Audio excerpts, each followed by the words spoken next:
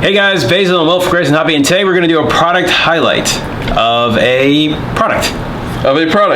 So I have something here in my hand that I want to share with you guys. It's actually a pretty cool little product on the market. Bang for the buck, it's pretty awesome. It's come up a lot in questions that I get locals coming around and online about a part they want, but they don't want to spend a ton of money on it. The part will go into this 5-inch all the way down to a 2-inch. So what part is it? Yeah, stay tuned to the end to figure it out. Or basically after this intro. If you're new to the channel, Grayson Hobby is a shop located outside of Atlanta, Georgia, where we sell and ship out quads and airplanes and drone parts and everything of sorts. And everything you see on our website is located here in our good old USA warehouse right outside of Atlanta. Guys, so if you're new to this channel, please subscribe below, throw some likes down on the video, and support us here because that's what keeps us going. Yep. So if you want us to keep doing it, then subscribe below. Alright guys, so what we have here today is the AKK Race VTX. This is something I want to go over because the question always comes up. People come in the store, they want a VTX, they don't want to spend a ton of money, they're not looking to spend $40 on a Unify. They just want something that's going to be small, low profile, but not exactly the little 5-volt mini VTXs you get on for the back of the cameras, like the Nano series. AKK kind of came through with this Race VTX and the price is unbelievable. This is a $10 VTX. That is unbelievable.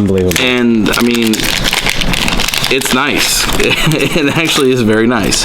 We have just a little cable here. A lot of places charge like $2.50 just for this little, I mean, something like that. So you're getting, not only you're getting that cable, you're getting a freaking VTX with not PVC wire, but silicone wire. So this is a nice little VTX. And it actually has a manual, not just a little nothing like the e-machines and all I used to come with. This is a great little VTX for the money. It has smart audio capability. It's 5-volt in. It does have a 5-volt out for a camera if you need it. 25 or 200 milliwatts selectable.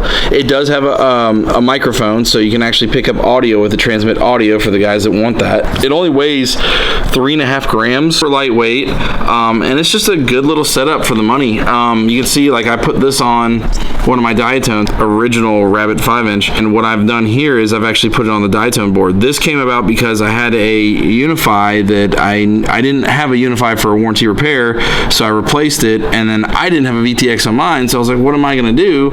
And well, these came in and I figured it's a good platform to try it, and it's been great. So what I've been using is these guys right here, some double-sided tape, and the VTX. All right, explain to me what that is. These are the low ripple boards from Diatone. Okay. These are $4 and $5. I think these are $3.99. These are $4.99, something like that. So it's the 30 by 30? 30 by 30 and 20 by 20. Nice thing about these, they have the capacitor and the inductor on it to cancel out some of the video noise, any ripples. The 30 by 30 also has a buzzer. That's really actually why I used it, because it already had the buzzer on it. Nice. So it makes a nice, clean, stackable plate, because right now this is a flat bottom. There's nothing on the back of it. There's no mounting holes, no nothing, so it'd just be wherever. And I didn't want this, floating around inside my quad, and I wanted to mount it somewhere nice to keep it clean. Kind of OCD with my builds. Right. So now these are designed for the Unify Pro 5-volt VTXs, which guess what? This is the same size. It's literally the same footprint. So I kind of think that's where they were going with this footprint. We'll not be able to use this little heat sink with it because it's just a little too big. Just a little shields to keep debris out and stuff like that. You don't really need it. Okay. So just get rid of that. This is a plug connection. It does have solder pads here, and it has solder pads here. So what I did is I took some double-sided tape, mounted it there, mounted it down here, and then I ran the wires to the adjacent pads, and I use this plug here. Now, depending on what you're doing flight controller wise, you could directly solder this to it, and you don't need this board altogether. This gives you the clean look. It just makes a nice clean look. Yeah. So it offered a nice clean setup.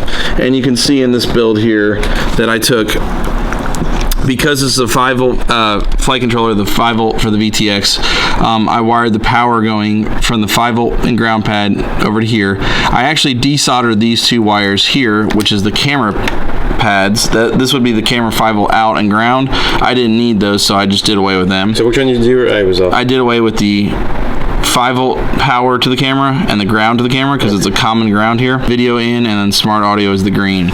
So what I did is I ran the wires here, and then I soldered them up on this board, which would be right here. And they're actually labeled, which is nice, so it makes it kind of hard to screw that up. So they're labeled there. And and it just made a really nice clean setup. And in this case, I did actually, on this build, I did get an aftermarket MMCX cable. Okay. So there is another $2.50 purchase right there.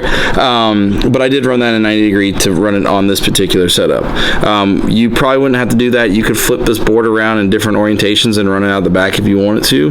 It's personal preference on your build. But I just wanted to kind of highlight this because it's a great little VTX. It's dirt cheap. It works, and there's a lot of budget builds out there. A lot of companies or a lot of YouTube channels are doing budget builds. Something that always comes up. They're always getting this little VTX that's just crap and it's just floating around in there, and it doesn't look like a clean build. So this is a nice little option that for literally that's $15 right there. Gives you a nice stackable design that's going to be a 200 milliwatt compatible Race VTX. So you have 25 and 200 selectable. I think guys would really like, and I don't think a lot of people know about that VTX. Is kind of why I wanted to share that today. So here we have the new build that you're doing, right? The new Diatone 7th anniversary frame. Yes. With the Grayson.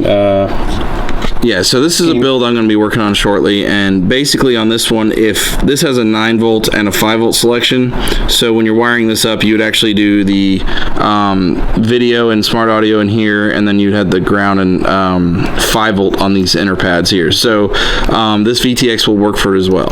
Yeah, I mean, this whole thing would stack. Just stack, right? You know, it would just stack. Nice. Of course, you'd use different standoffs and all that, but you can make it a nice clean build. Is it only for Diatones, or? No. This is by far not only for Diatones. You could use this VTX in like the ET Maxes or the ET 115, 125, because they have a 5 volt system. Their VTX is 5 volt. You could actually modify it to fit these. I have a brand ABC quad. What do I need to look for to see Well, the biggest thing is this only takes 5 volt input. Right. So you have to have some sort of 5 volt source, whether it's a power distribution board for power or the flight controller itself. So you can't run VBAT battery. Yeah, you can't run battery voltage, so you will smoke it. Right. It's maximum 5 volt, and it's labeled right on the back.